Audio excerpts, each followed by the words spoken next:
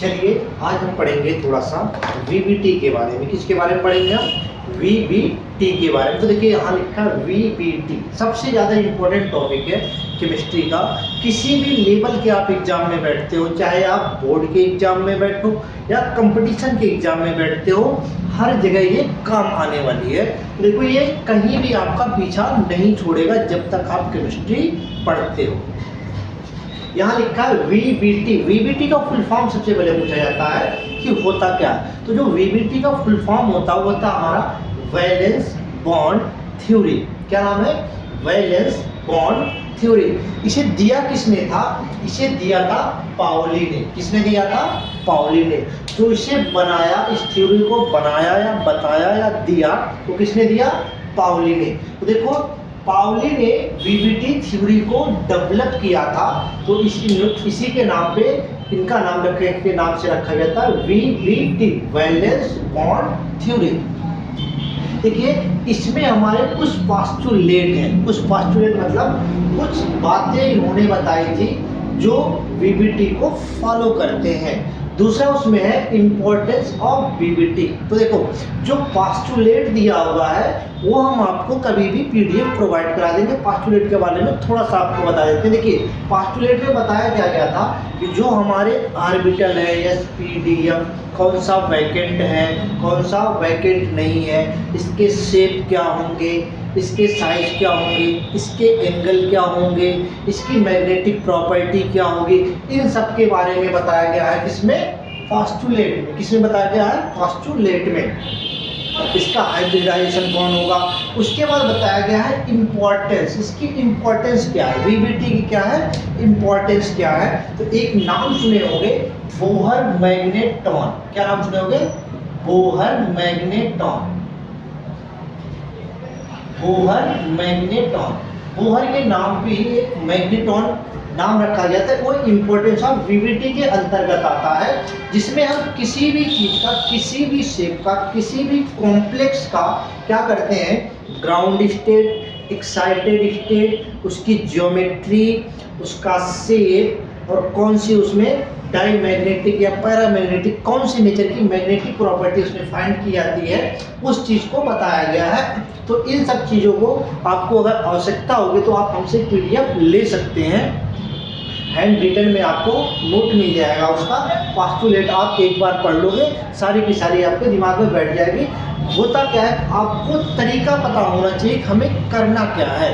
तो इसमें देखिए हमारे पास कॉम्प्लेक्स दिया रहता है, उस कॉम्प्लेक्स के अकॉर्डिंग उस चीज को हमें क्या करना होता है, सॉल्व करना होता। तो यहाँ क्या दे रखा हमारा टेट्राहेड्रल कॉम्प्लेक्स। क्या दे रखा? Tetrahedral complex. तो टेट्रा का मतलब होता है चार, हेड्रल कॉम्प्लेक्स यानी कि क्या होगा, जो भी हमारा सेंट्रल मेटल एटम होगा उसके साथ चार लिगेंड जुड़े होंगे। चार लिगेंड जुड़े होंगे जो उनको कैसे हम डिफाइन करेंगे, शेप में कैसे दिखाएंगे। देखो अब चार है तो टेट्रा भी हो सकता और स्क्वायर भी हो सकता है। यहाँ क्या लिखा है? टेट्राहेड्रल। तो हेड्रल का स्ट्रक्चर अलग होगा, स्क्वायर का स्ट्रक्चर अलग होगा। तो सभी को हम अलग अलग तरीके से पढ़ेंगे कौन क्या है। तो यहाँ देखिए लिखा क्या है, टेट्राहेड्रल कॉम्प्लेक्स।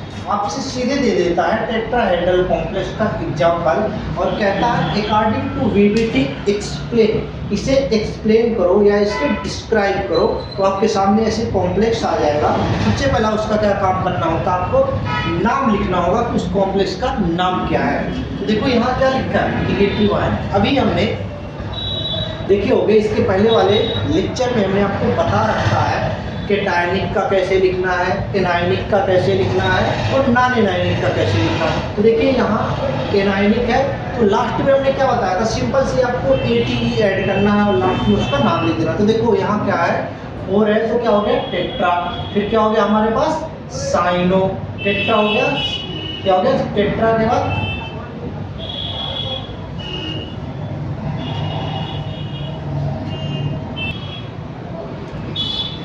देखिए यहाँ Cl नाम पे Cl था तो सॉरी उसके लिए।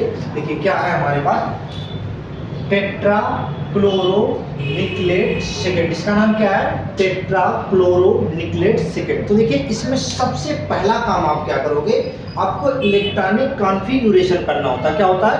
Electronic configuration. हम इलेक्ट्रॉनिक कॉन्फ़िगरेशन को हिंदी में बोलते हैं इलेक्ट्रॉनिक विन्यास। क्या बोलते हैं भाई? इलेक्ट्रॉनिक विन्यास। अगर आप किसी भी एलिमेंट का इलेक्ट्रॉनिक विन्यास निकालना जानते हो तो उससे अच्छा कोई भी आपके पास सलूशन नहीं हो सकता। अगर आप इलेक्ट्रॉनिक कॉन्फ़िगरेशन नहीं जानते तो आप उस चीज़ को कभी भी सॉल्व नहीं कर सकते हो। तो इसके लिए हम देखेंगे क्या। देखिए ये हमारे पास हमने इसका Ni का क्या कर दिया, Ni कितना होता है 28। हमने क्या किया इलेक्ट्रॉनिक कॉन्फ़िगरेशन, देखिए यहाँ लिखा है AR हमने लिख दिया। अब हम ऐसे करते हैं, देखिए लिखते क्या है हम 1s2 2s2 2p6 3s2 3p6 4s2 3d10 4p6 ऐसे हम लिखते हैं। तो देखिए अब जोड़ो कितना हो गया 10 हो गया, 10 तो 12 हो गया, ये कितना हो गया 16 हो गया और ये कितना हो गया 18 हो गया। इन सबके जगह पर क्या करो, आप एक काम करो, सीधे कुछ मत करो, इन सबको जोड़ो। ये देखो ये इतने को जोड़ो, आप इनको जोड़ोगे तो कितना हो जाएगा टोटल 18। यानी इसके जगह पे हम क्या लिख सकते हैं AR लिख सकते हैं। AR का मतलब आर्गन। आर्गन 18 इतना ना लिख के हमने इसके जगह पे क्या लिख दिया भाई, आपको AR लिख दिया। अब देखो इतने की जगह पे जब AR हमने लिख दिया तो हमारे पास बचा क्या क्या, ये तीन टर्म हमारे पास 4s बचा, 3d बचा और 4p बचा। अब हमें जरूरत कितने की होती है उस हिसाब से हम उसे लिखते हैं। तो देखिए 18 यहाँ तक पूरा हो गया। अब देखो s पे कितने हो गए 2। अब कितने की जरूरत हमारे पास रह गई, 8 की जरूरत रह गई। और p क्या होगा हमारा, वैकेंट होगा। p क्या होगा हमारा, वैकेंट। तो हमारे पास बन के तैयार क्या होगा, आर्गन 18 हो गया, 3d 8 हो गया, 4s 2 हो गया और 4p 0 हो गया। ये हमारा क्या हुआ, सिंपल सा electronic configuration of nickel atom का। किसका हो गया, निकिल एटम का इलेक्ट्रॉनिक विन्यास बनके तैयार हो गया। अब देखिए एक नाम आपने सुना होगा ऑर्बिटल पिक्चर। ऑर्बिटल हमें बनाना है तो ऑर्बिटल या तो आप गोल बना लो या फिर आप इस शेप में किसी भी शेप में बना सकते हो।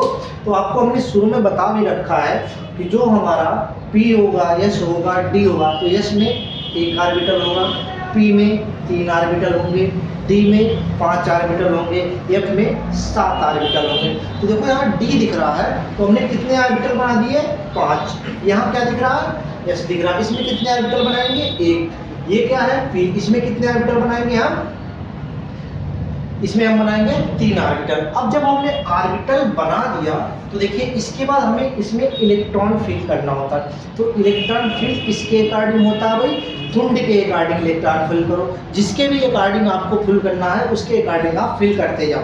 तो देखो इलेक्ट्रॉन हमेशा 1 by 1 भरे जाते हैं। क्या किए जाते हैं, यानी इलेक्ट्रॉन हमेशा ऐसे भरे जाएंगे।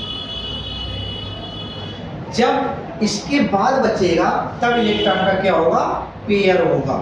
क्या होगा, पेयर होगा।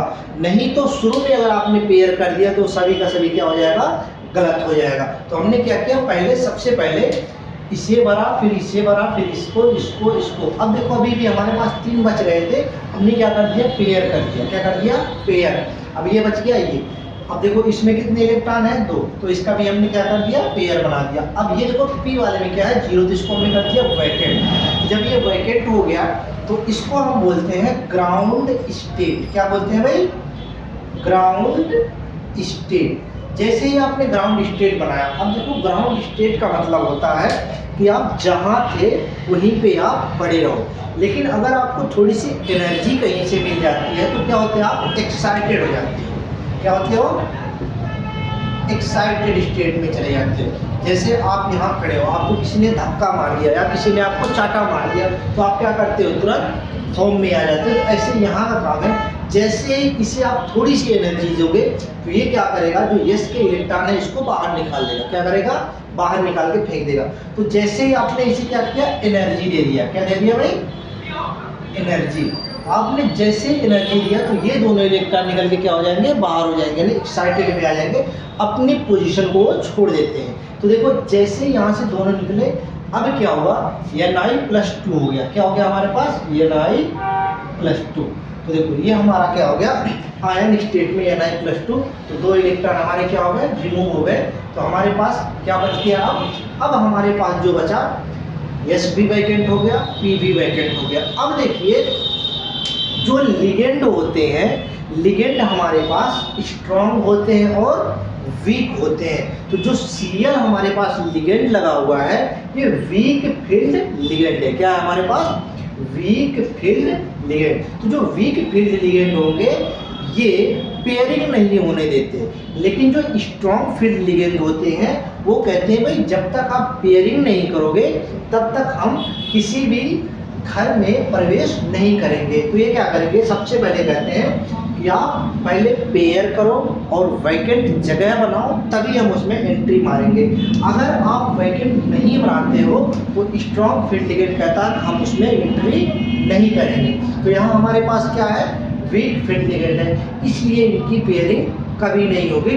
अब जो हमारे पास वैकेंट बचे हैं इलेक्ट्रॉन, जो हमारे पास फिलअप होंगे, वो जो Cl लिगेंड के इलेक्ट्रॉन फिलअप होंगे वो इन सभी में फिल होंगे। तो देखिए अब हम क्या कर सकते हैं, अगर हम बात करें Ni+2, क्या करें, Ni+2 इन कॉम्प्लेक्स हमारे पास क्या है, NiCl4 पर -2 कह रहा है। अगर हमें फिल करना है इनमें, अब देखो यहाँ लिगेंड, अभी तक हमने क्या किया था, सिर्फ और सिर्फ सेंट्रल मेटल एटम को छेड़ा था। एक बार एटम छेड़ा था और एक बार आयन को छेड़ा। एटम को छेड़ा तो हमारा ग्राउंड स्टेट बना, आयन को छेड़ दिया तो हमारा क्या बन गया, एक्साइटेड स्टेट। अब देखो एक्साइटेड स्टेट में तो हमें उपयोग होगा, तो हमें एक्साइटेड स्टेट वाले को लेके चलेंगे किसमें, लिगेंड के साथ। अब करेंगे कॉम्प्लेक्स की पूरी बात। तो देखो हमने क्या लिखा, Ni+2 इन NiCl4-2 कह रहा है इसको अरेंज करना है इनके टर्म। तो जो एक्साइटेड स्टेट हमारे पास दिए हुए हैं इनको आप सीधे लिख लो। तो लिखने के लिए आप क्या करोगे, सबसे पहले इन्हें बना लो। हमने क्या किया, इसे बना के हमने तैयार कर दिया। देखो अब हमारे पास कितने इलेक्ट्रॉन है, देखो 1 बाय 1 इलेक्ट्रॉन फिल करना है आपको। 1 कर दिया, 1 कर दिया, 1 1 और 1। देखो पेयरिंग इसकी है, तो 8 इलेक्ट्रॉन हमारे पास कंपलसरी हो गए। अब हमारे पास कितना बच्चा, यहाँ हमारे पास लिगेंड की संख्या कितनी है, 4 है। तो लिगेंड हमें कितने लगाने हैं भाई, 4 लिगेंड लगाने हैं। तो 4 लिगेंड कहाँ कहाँ एंटर मारेंगे, एक S में मारेगा और 3 P में मारेगा। देखो ये एंटर कहाँ मार दिया, एक Cl यहाँ आके बैठ गया। क्या हो गया, Cl, एक Cl यहाँ आके बैठ गया, एक Cl यहाँ आके बैठ गया और ये यहाँ। देखो ये Cl हो गया, ये भी Cl हो गया और ये भी Cl हो गया। अब ये क्या होगा, हमारे पास बन के क्या तैयार हो गया, कॉम्प्लेक्स फॉर्मेशन बन के तैयार हो गया। अब देखो ये हमारा क्या है भाई, अनपेयर है। क्या है, अनपेयर्ड है। और ये हमारे क्या है, पेयर्ड है। देखो पेयर्ड और अनपेयर्ड। देखो यहाँ पे क्या है, ये कौन सा ऑर्बिटल है, ये ऑर्बिटल। ये कौन सा ऑर्बिटल है, p ऑर्बिटल। अब एक बात बताना आप छोटी सी, s ऑर्बिटल कितने हैं, 1, p ऑर्बिटल कितने हैं, 3। अगर हम इसी के अरेंज में छोटी सी अगर हम बात करें तो देखो होता क्या है, हमारे पास बहुत अच्छी चीजें मिलती हैं। इसी से हम यहाँ पे हाइब्रिडाइजेशन का पता लगाते हैं। क्या लगाते हैं कि हाइब्रिडाइजेशन कौन सा है, तो हम इसके बारे में जानेंगे, हाइब्रिडाइजेशन। तो हाइब्रिडाइजेशन में बताओ कौन कौन से पार्टिसिपेट हो रहे हैं जो Cl को रख रहे हैं। पहला पार्टिसिपेट कौन कर रहा है, S कर रहा, और उसके बाद कौन सा, P।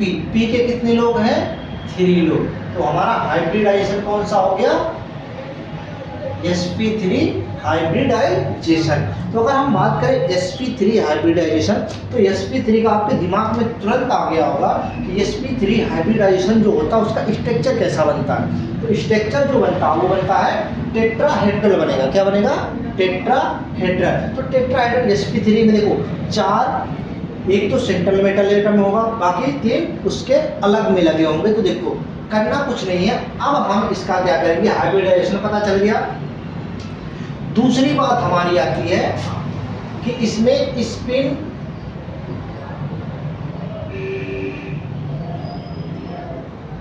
कितना होगा। इसका स्पिन अगर हम निकालें म्यू स्पिन का अगर हम बात करें तो क्या होगा म्यू स्पिन, तो जो म्यू स्पिन होगा ये इसका फार्मूला होता है हमारा √n × n + 2। यहाँ लिखा जाता है बीएम। बीएम का मतलब होता है बोहर मैग्नेटॉन। अब एक बात बताना, जो यहाँ L लिखा हुआ इसका मतलब होता है number of unpaired electron present in cell. अब एक बात बताओ, इसमें कितने इलेक्ट्रॉन ऐसे हैं जो अनपेयर हैं? तो अनपेयर की संख्या कितनी है? 2।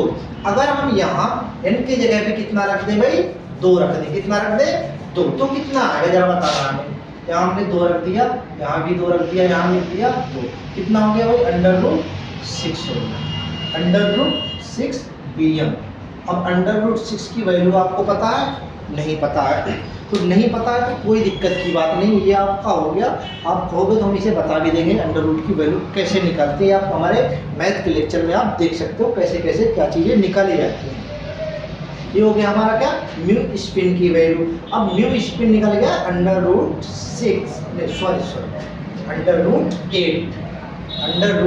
बीएम। तो √8 बीएम हो गया। अब देखिए इसी से बताया जाता है मैग्नेटिक प्रॉपर्टी। क्या बताया जाता है? Magnetic property. ध्यान रखना हमेशा एक बात, मैग्नेटिक प्रॉपर्टी को बताने के लिए आपको क्या करना होता है? पहली चीज आप एक चीज ध्यान रखना, अगर पेयर इलेक्ट्रॉन है, क्या है? पेयर्ड है या फिर वैकेंट है, या फिर क्या है? वैकेंट है, तो जो होगा वो डायामैग्नेटिक नेचर होगा। क्या होगा? Diamagnetic nature. अगर यही चीज क्या हो? अनपेयर हो। क्या हो? अनपेयर, तो ये क्या होगा हमारा? Paramagnetic in nature. तो अगर हम आपसे पूछें ये इस कॉम्प्लेक्स में बताओ कि ये डायामैग्नेटिक होगा या पैरामैग्नेटिक, तो सीधी सी आंसर आप यहाँ से देखो, पेयर है या अनपेयर है। तो यहाँ क्या है? अनपेयर इलेक्ट्रॉन प्रेजेंट है। अनपेयर प्रेजेंट का मतलब इसकी क्या हो गया? Magnetic property paramagnetic in nature. तो अगर सिंपल सी भाषा में अगर हम बात करें तो क्या होगा? इसका जो मैग्नेटिक नेचर होगा वो किस रेंज का होगा? वो होगा पैरामैग्नेटिक इन नेचर। तो हम देखो इसको हम क्या लिख सकते हैं? आगे लिखते हैं इसे मिटाकर। तो देखो यहाँ हम लिखते हैं, इसी को मिटा देते हैं। यहाँ लिखेंगे हम पैरामैग्नेटिक इन नेचर। अब इसे आप अपनी भाषा में किसी तरीके से लिख सकते हो। क्या लिख सकते हो? NiCO कॉम्प्लेक्स है पैरामैग्नेटिक इन नेचर। तो ये हो गया हमारा पैरामैग्नेटिक नेचर। अब बात आती है हमारी जियोमेट्री की। क्या बात आती है? जियोमेट्री। तो हम देखते हैं थोड़ी सी जियोमेट्री के बारे में, जियोमेट्री इसकी बनेगी कैसे। तो देखो हम इसे मिटा रहे हैं थोड़ी समय के लिए, भाई ध्यान रखना। इस चीज को पैरामैग्नेटिक बता दिया, इसे भी बता दिया। अब हम थोड़ी सी देखेंगे क्या? जियोमेट्री। तो जियोमेट्री में 2 चीजें आती हैं हमारे पास। देखिए क्या आ गया हमारा हेडिंग? जियोमेट्री। जियोमेट्री जो होगा, जियोमेट्री में पहला टॉपिक आता है एंगल। क्या आएगा? एंगल। दूसरा टॉपिक आता है शेप। क्या आएगा? शेप। अब देखो जियोमेट्री शेप ये हो गया। जियोमेट्री बनाओगे पहला बताओगे एंगल। तो जो एंगल टेट्राहेड्रल का होता है वो हमारा होता है 109.28 109 डिग्री 28 मिनट। कितना होता है? 109 डिग्री 28 मिनट। और शेप क्या होता है? टेट्राहेड्रल होगा। क्या होगा? टेट्राहेड्रल। टेट्राहेड्रल जो होगा, अब हम बना के दिखाते हैं कैसे बनेगा। देखो हमने सेंट्रल मेटल एटम को लगा दिया सेंटर में, एक यहाँ लगा दिया, एक यहाँ, एक यहाँ और एक यहाँ। तो ये बन के हमारा क्या हो गया? इसका शेप तैयार हो गया। एक Cl लगा दिया, Cl और Cl। तो इन सबको हम क्या करते हैं? थोड़ा सा स्ट्रक्चर बनाते हैं थोड़े से अच्छे से दिखने के लिए। इसको हमने क्या कर दिया? थोड़ा सा अरेंज कर दिया ताकि ये देखने में क्या लगे? अच्छा सा लगे। ये हमारा टेट्राहेड्रल कॉम्प्लेक्स बनके तैयार हो गया। जो ये एंगल होगा, ये एंगल हमारा कितना होता है? 109.28 मिनट। 109 डिग्री 28 मिनट का जो होता है ये कोण यानी एंगल बनके तैयार होता है। इसमें टेट्राहेड्रल कॉम्प्लेक्स में। इसमें बन के तैयार हो गया टेट्राहेड्रल कॉम्प्लेक्स, शेप बन के तैयार हो गया। अब देखिए इसी में कभी कभी कंपटीशन में पूछ लिया जाता है कि परसेंट कैरेक्टर क्या होता है। क्या होता है? Percent character. तो आप नाम पहली बार शायद सुन रहे हो कि परसेंट कैरेक्टर क्या होता है। परसेंट कैरेक्टर, परसेंट कैरेक्टर देखो ये डिफाइन हम कहाँ से करते हैं? हाइब्रिडाइजेशन से। कहाँ से करेंगे? हाइब्रिडाइजेशन से। अब एक बात बताओ, sp3 टोटल कितने हो गए? 4। तो 4 को 100 से 100 पार्ट है, जब कोई भी चीज़ आप परसेंट निकालते हो तो 100 ही होता है, 100 से ही कैलकुलेट करते हो। इसको 4 से आप क्या कर दो? डिवाइड कर दो। कितना आ गया? 25। अब देखो जो अगर हम बात करें, ये 3 हिस्सा p का है, 1 हिस्सा इसका है, तो 25 का 4 का हिस्सा आ रहा, तो 3 और 1 के रेशियो में से बांट दो। तो देखो जो यस परसेंट कैरेक्टर आएगा, क्या आएगा? यस परसेंट कैरेक्टर वो आएगा कितना? 25%। और अगर हम p परसेंट की बात करें तो p कितना हमारे पास है? 3 है। तो 25 में 3 से मल्टीप्लाई कर दो तो कितना हो जाएगा हमारे पास? 75% p कैरेक्टर हो जाएगा। Percent of p character present in tetrahedral complex NiCl 4 पर -2 कितना होगा? S में 25% और P में 75%। इसी तरीके से आप किसी का भी कैलकुलेट कर सकते हो, जिसका भी आएगा आप आसानी से। जैसे अब मान लो सपोज दैट sp2 लिख दिया, तो sp2 कितना हो गया? 100 हो गया। 100 को 3 से डिवाइड करो, कितना हो गया? 33.333। तो देखो हमारे पास बन के तैयार हो गया। तो अगर हम यस परसेंट कैरेक्टर की बात करें, यस परसेंट कैरेक्टर कितना हो जाएगा? 33.33%। अगर हम p परसेंट की बात करें तो कितना हो जाएगा हमारे पास? 66.66% कैरेक्टर हो जाएगा। इसी तरीके से अगर हम sp की बात करें, किसकी? sp की, तो sp का कितना हो जाएगा? 100/2 हो जाएगा। कितना हो गया? 50 हो गया। तो 50% यस कैरेक्टर होगा, 50% p कैरेक्टर होगा। ये बात अगर आपको समझ में आ गई हो तो बताइए। इसके बाद हम थोड़ा सा इसके आगे देखेंगे। देखो हमने क्या बताया इसमें, सबसे पहला काम इलेक्ट्रॉनिक कॉन्फ़िगरेशन करना है, आपको उसका नाम लिखना है। नाम लिखने के बाद इलेक्ट्रॉनिक कॉन्फ़िगरेशन आपको जिस तरीके से आता है उसी, ज़्यादातर आप कोशिश करिए कि आप वाव के अकॉर्डिंग आप हमेशा क्या करें? इलेक्ट्रॉनिक कॉन्फ़िगरेशन करें। फिर हमारा अगला प्रोसेस क्या होगा? जो हमारा सेंट्रल मेटल एटम होगा उसका हम क्या करेंगे? ऑर्बिटल पिक्चर बनाएंगे, यानी ऑर्बिटल में उसे हम रख देंगे। जो सबसे पहला बनाएंगे यानी Ni बनाया हमने, एटॉमिक स्टेट में रखा, वो हमारा कहलाएगा ग्राउंड स्टेट। तो इसे हम क्या कहलाएंगे? GS बोलेंगे। क्या बोलेंगे? Ground state. उसके बाद कह रहा है इसमें से देखो इसका हमें आयनिक स्टेट बनाना है, तो 2 इलेक्ट्रॉन यहाँ, तो 2 निकालोगे तो क्या होगा? हमारा आयनिक स्टेट बनेगा। 2 इलेक्ट्रॉन निकालने के बाद इसको हम बोलते हैं ES, excited state. Excited state बन गया। अब क्या करते हैं, जो हमारा पूरा कॉम्प्लेक्स है उसमें हम क्या करते हैं? Ni2 को रिप्रेजेंट करते हैं। तो Ni2 को रिप्रेजेंट करेंगे तो क्या हो गया हमारे पास? हमने ये बना दिया, H रख दिया। इसको अब देखेंगे हमारे पास कितना लिगेंड लगा है, ये भी देखना होगा, ध्यान रखना कौन सा लिगेंड लगा है। और वीक फील्ड लिगेंड लगा है, स्ट्रॉन्ग फील्ड लिगेंड लगा, कौन सा लिगेंड लगा उसके कारण। अगर स्ट्रॉन्ग फील्ड लिगेंड लगा होगा तो ये इलेक्ट्रॉन क्या करेंगे? पेयरिंग कर जाएंगे। लेकिन अगर वीक फील्ड लिगेंड लगा होगा तो ये पेयरिंग नहीं करेंगे। सपोज दैट मान लो यहाँ Cl लगा हो, क्या लगा हो? Cl लगा हो, तो Cl लगा होगा, ये इलेक्ट्रॉन कहाँ चला जाएगा? यहाँ पहुँच जाएगा। और जैसे ही यहाँ पहुँचेगा ये वाला इलेक्ट्रॉन यहाँ हो गया, ये क्या हो गया हमारा? वैकेंट d ऑर्बिटल हो गया। अब एंट्री कहाँ से भरी जाएगी? देखो अब एंट्री अगर भरी जाएगी तो एक इसमें भरा जाएगा क्या? Cn, एक इसमें भरा जाएगा Cn, एक इसमें भरा जाएगा Cn, एक इसमें भरा जाएगा Cn। तो 4 Cn हो गए। ये वाला क्या हो जाएगा? अब वैकेंट हो जाएगा। अब देखो पार्टिसिपेट कौन कौन सा होगा भाई? T हुआ, S हो गया और P हो गया।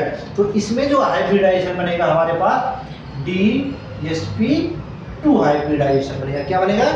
DsP2 hybridisation. अब बात करें कैरेक्टर की, तो कैरेक्टर देखो D का कैरेक्टर कितना हो गया भाई हमारे पास? 25%। S का कैरेक्टर कितना हो गया? 25%। P का कैरेक्टर कितना हो गया? 50%। सीधे निकल गया। अब अगर हम बात करें मैग्नेटिक नेचर की, तो मैग्नेटिक नेचर देखो सारे के सारे क्या दिख रहे हैं हमारे, पेयर दिख रहे हैं और ये वैकेंट है। हमने क्या बताया था, पेयर होना चाहिए या फिर वैकेंट होना चाहिए, तो वो होगा हमारा डायमैग्नेटिक नेचर। अगर क्या है उसमें कहीं भी अनपेयर्ड इलेक्ट्रॉन दिखते हैं, वो होगा हमारा पैरामैग्नेटिक। तो देखो सबके सब हमारे क्या है, पेयर्ड है। तो पेयर्ड होने के बाद क्या हो जाएगा, ये हमारा डायमैग्नेटिक है नेचर। अब अगर हम इसका स्ट्रक्चर बनाने लगे तो टेट्राहेड्रल ना बन के क्या बनेगा, हमारा स्क्वायर प्लेनर बनेगा। क्या बनेगा, स्क्वायर प्लेनर कॉम्प्लेक्स बन के हमारा क्या होगा, तैयार होगा। तो ये हमारा इस तरीके से है। आप देखना पड़ेगा आपको कि कौन सा लिगेंड लगा होगा। अब लिगेंड जानने के लिए हम आपको एक छोटे से वीडियो क्लिप में आपको दे देंगे कौन सा स्ट्रॉन्ग फील्ड लिगेंड होता है और कौन सा वीक फील्ड लिगेंड होता है। इसके बारे में आपको अच्छे से जानकारी मिल जाएगी। अब इसके लिए आप एक स्क्रीनशॉट ले सकते हो, उसे अच्छे से पढ़ो। धन्यवाद।